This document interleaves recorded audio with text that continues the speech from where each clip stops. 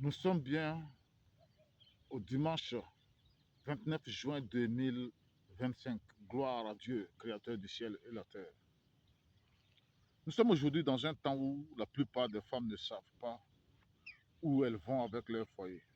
Parce qu'au départ, ces femmes n'ont pas su faire le bon choix. Le bon choix selon ces femmes, c'est de trouver un bon mari, un bon partenaire qui sait prendre soin d'elles avec des cadeaux, des beaux parfums, un mari qui sait faire vibrer et danser la femme. Un bon mari qui sait satisfaire la femme au lit. Et plusieurs parmi elles cherchent des hommes qui ont beaucoup d'argent ou qui sont célèbres. Malheureusement pour ces femmes, elles finissent toujours dans la déception par ressentir le manque dans leur quotidien, dans leur vie. Et en regardant ces femmes qui finissent par quitter leur mari riche ou célèbre, il faut donc comprendre qu'elles n'ont pas su faire le bon choix dès le départ. Je vais m'adresser aujourd'hui aux jeunes femmes avec un conseil précieux. Malheureusement, ce conseil ne sera précieux qu'aux filles matures ou à celles qui cherchent la maturité spirituelle. Ma soeur, si tu veux choisir un homme pour te guider dans une vie vraie, épanouie, il faut apprendre la leçon à travers Sarah et Abraham, un couple exemplaire. Il faut choisir un homme de vision. Je le répète attentivement, ma soeur, il faut choisir un homme de vision. Sarah, la jeune fille, n'a pas choisi Abraham parce qu'il était riche ou qu'il avait un moyen de déplacement. D'ailleurs, Sarah et Abraham avaient tous deux traversé la famine parce qu'ils ont quitté leurs parents étant pauvres.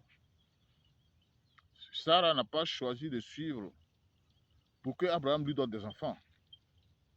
Sarah et Abraham étaient vieux, vieilles, sans enfants. Mais Sarah ne s'était jamais plainte du fait qu'elle allait vieillir dans ce couple sans enfants. Ce n'est qu'à partir du moment où Dieu a ouvertement parlé à Abraham, lorsqu'il avait environ 75 ans, que Sarah a commencé aussi à en parler. Sinon, Sarah stérile ne s'était jamais plainte du fait qu'elle soit stérile. Parce que Sarah ne suivait pas Abraham pour des enfants, mais plutôt à cause de cette grande vision que Abraham avait en lui. Cette vision, c'est que Abraham avait reçu de Dieu un pays d'héritage éternel, après que Abraham accepterait quitter ses parents, la terre promise. Comment il faut aujourd'hui interpréter la terre promise, qui est une vision que tu dois chercher sur l'homme avant d'accepter cheminer avec lui? Avant tout le monde sait très bien que ce monde dans lequel nous marchons tous dans la chair va disparaître un jour, ou bien que la mort peut saisir chacun de nous avant la disparition de ce monde, ce qui est très bien enseigné dans tous les lieux de culte, une vérité absolue. La terre promise qui est éternelle, la vraie vision, c'est cette nouvelle terre et ce nouveau cieux que Dieu prépare pour les héritiers, là où sera installée la vraie vie loin des douleurs d'enfantement, loin des deuils quotidiens, loin de la souffrance que nous vivons tous dans ce monde. Ma sœur, comprends donc qu'il faut chercher un homme qui a reçu cette grande vision de la vie éternelle dans la nouvelle terre que Dieu a promis à ses fidèles. Avec ce genre d'homme, tu ne vas pas connaître le stress, les troubles conjugaux. Et même si il se trouve que votre couple traverse des tempêtes, l'éternel Dieu qui avait pris soin du couple d'Abraham et de Sarah veillera à ce que vous puissiez traverser cette tempête sans problème, sans dommage. Vous savez, les filles de nos jours méprisent les hommes qui ont cette vision divine. Elles préfèrent plutôt des hommes sans vision qui pensent que tout se résume autour de la richesse, de la célébrité dans le monde, alors que toutes ces choses sont éphémères.